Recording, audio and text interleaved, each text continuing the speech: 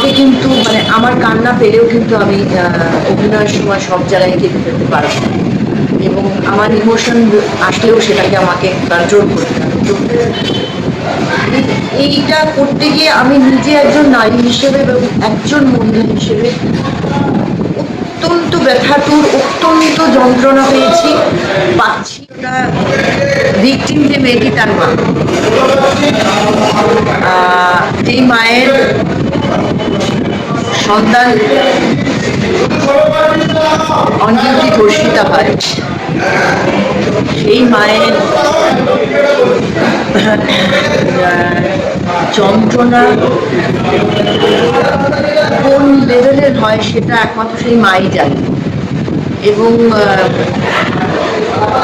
সেই যন্ত্রণা ক্লিষ্ট যন্ত্রণাবিদ্ধ মায়ের চরিত্রে অভিনয় করছি আমি এই ছবিতে।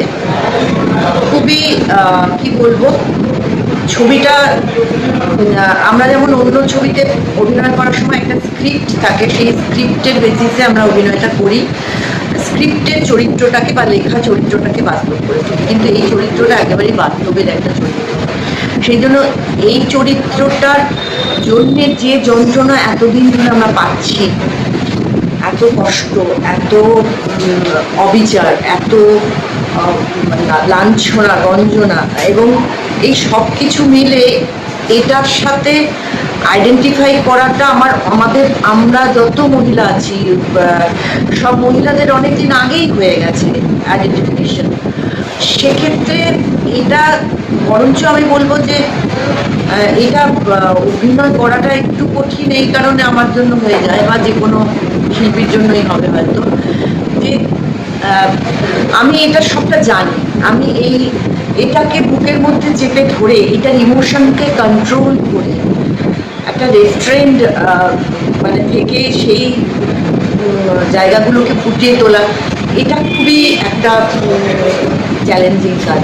কারণ আমাকে কিন্তু আমার কান্না পেলেও কিন্তু আমি অভিনয়ের সময় সব জায়গায় কেঁদে ফেলতে পারবো এবং আমার ইমোশন আসলেও সেটাকে আমাকে কন্ট্রোল করতে হবে। তো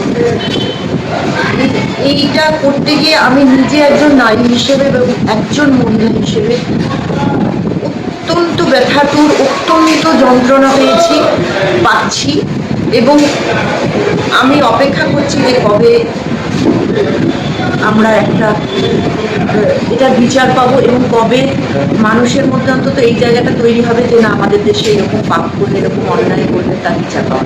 আমার এই ছবিটাতে যেটা সব থেকে ভালো লেগেছে সেটা হচ্ছে যে এটার একটা অপটিমিস্টিক দিক তৈরি করা হয়েছে, যে আমরা যে এতদিন ধরে বিচারের বাড়ি নীরবে নিভৃতে কাঁধে বসে আছি, অপেক্ষা করছি, এটাতে একটা বিচার দেখানো হয়েছে।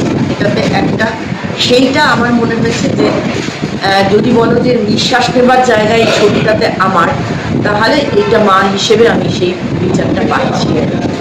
সেটা আমাকে অনেকটা রিলিফ দিয়েছে এবং আমি যে বাস্তবে